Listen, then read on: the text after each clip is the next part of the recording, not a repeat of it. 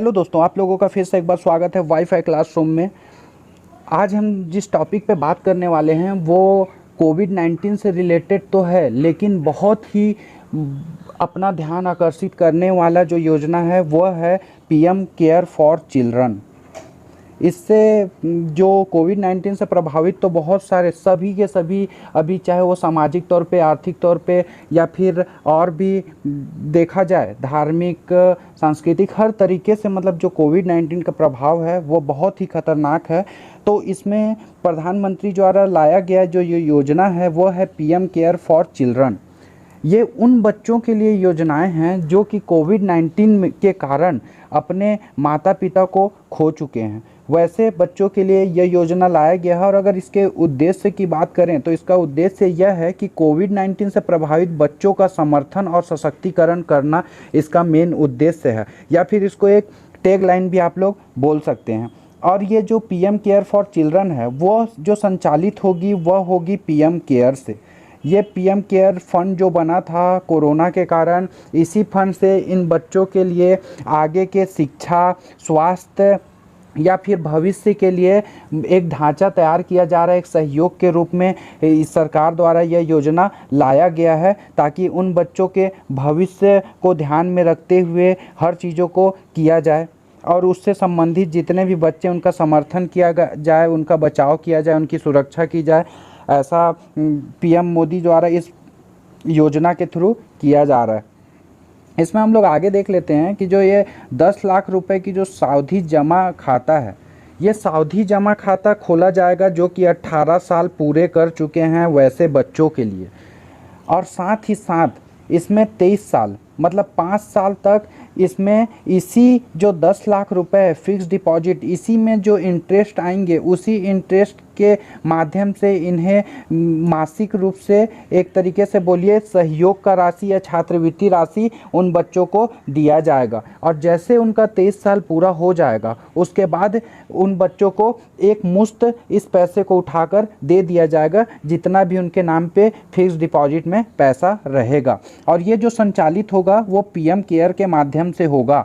ये PM cares का full form हम लोग देख लेते हैं तो prime minister citizen assistance and relief in emergency situation fund, क्योंकि कई बार एग्ज़ाम में इसके पूछ भी लिए जाते हैं और पूछे जाएंगे भी, इसलिए इसको आप लोग याद रखिएगा इसका फुल फॉर्म को। इसके आगे हम लोग चलते हैं, और भी क्राइटेरिया सरकार द्वारा दी गई है जैसे कि 10 साल तक के बच्चों के लिए। तो 10 साल तक के बच्चों के लिए सरकार द्वारा बताया गया है कि वह भूखमरी में ना मरे, किसी से मांगना ना पड़े या दयनीय स्थिति ना हो, इसलिए उनका केंद्रीय विद्यालय में एडमिशन कराएगी सरकार, और या तो फिर प्राइवेट स्कूलों में जो भी पास रहे। और जितना भी खर्चा होगा वो सब खर्चा का वहन कौन करेगा, तो वो सब खर्चा का वहन सरकार द्वारा किया जाएगा। ये जो पीएम केयर फॉर चिल्ड्रन है उसके माध्यम से किया जाएगा। तो इसमें हम लोग देख लेते हैं कि उनके यूनिफॉर्म से लेकर उनके किताब कॉपी तक की सब चीज़ों की व्यवस्था या सब चीज़ों के शुल्क का जो भुगतान है वह कौन करेगा, वह सरकार करेगा। उसके बाद हम लोग देखते हैं कि 10 से 18 साल तक के बच्चों के लिए जो है वो 10 से 18 साल के बच्चों के लिए स्पेशली बात किया गया है, वो किया गया है आवासीय विद्यालय। जो आवासीय विद्यालय होते हैं उनकी बात की गई है ताकि वो वहाँ रह के पढ़ाई कर सकें, जैसे सैनिक स्कूल, जवाहर नवोदय विद्यालय, ये सब जो स्कूल हैं उनके माध्यम से उन लोगों की पढ़ाई आगे जारी रखने के लिए सरकार सहयोग करेगी, उन लोगों का एडमिशन कराएगी। जो मुक्त शिक्षा व्यवस्था है उसी को ध्यान में रखते हुए उसके मद्देनज़र ये सब चीज़ों को किया जाएगा, क्योंकि प्राइवेट स्कूलों में भी 25% जो सीट रहती है या फिर जैसे जैसे स्कूलों में अपने अनुसार जो सीट आवंटित सरकार द्वारा निर्देशित रहते हैं उस सीट पर इन लोगों का एडमिशन किया जाएगा। और अगर जो लोग अपने दादा दादी, अभिभावक या फिर चाचा चाची या फिर जिसके साथ भी रह रहे हैं तो उनके लिए एक खास प्रावधान यह है कि वो जो निकट के केंद्रीय विद्यालय हैं या कोई भी निजी स्कूल है उस पे जाकर प्रवेश ले सकते हैं, इन्हें छात्रवृत्ति मिलेगी। साथ ही साथ इन लोगों के लिए पुस्तकों की व्यवस्था से लेकर यूनिफॉर्म से लेकर हर चीज़ों की व्यवस्था सरकार के देख रेख में किया जाएगा पीएम केयर फंड के माध्यम से। उसके बाद हम लोग देखते हैं कि 18 से 23 साल के लिए उच्च शिक्षा और स्नातक शिक्षा, तो उसके लिए अगर हम लोग बात करें तो उसमें सरकार यह बोल रही है कि जो भी मापदंड है, जैसे कि व्यावसायिक पाठ्यक्रम हो या उच्च शिक्षा हो, उसमें मतलब उससे रिलेटेड अगर बच्चों को ऋण चाहिए, मतलब ऊंचे लेवल पे पढ़ाई करना है, ज़्यादा पैसे लग रहे हैं तो ऋण चाहिए, तो ऋण भी सरकार उन लोगों को मुहैया कराएगी। और वो ऋण का भुगतान कौन करेगा? तो जो पीएम केयर फॉर चिल्ड्रन में जो डिपॉजिट में 10 लाख जमा होंगे, उसके ब्याज के माध्यम से उसका दिया जाएगा, मतलब कि सरकार ही इसका भुगतान करेगी। बच्चों को इसका कोई प्रभाव नहीं पड़ेगा, वो अपने उज्जवल भविष्य के लिए, आगे की पढ़ाई के लिए योजना बना सकते हैं। और चाहे वह व्यावसायिक पाठ्यक्रम हो या स्नातक की पाठ्यक्रम हो, हर चीज़ों के शुल्क के बराबर उनकी छात्रवृत्ति दी जाएगी, ताकि उन लोगों को किसी भी चीज़ों में परेशानियों का सामना ना करना पड़े।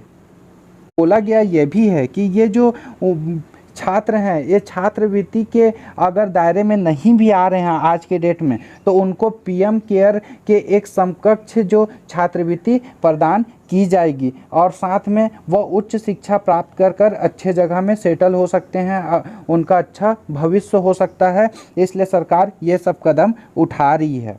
उसके बाद सरकार इनके स्वास्थ्य की बात अगर आए तो सरकार यह बोलती है कि 18 साल तक के लिए, 18 साल तक के जो बच्चे हैं उन लोगों के लिए प्रधानमंत्री जन आरोग्य योजना जो चलाई गई है, वह योजना इनके लिए काम आएगी। 5 लाख रुपए जो है वो साल के इन्हें मिलेंगे अगर इनकी किसी भी तरीके से स्वास्थ्य अगर बीमा कवर के रूप में दिया जाएगा।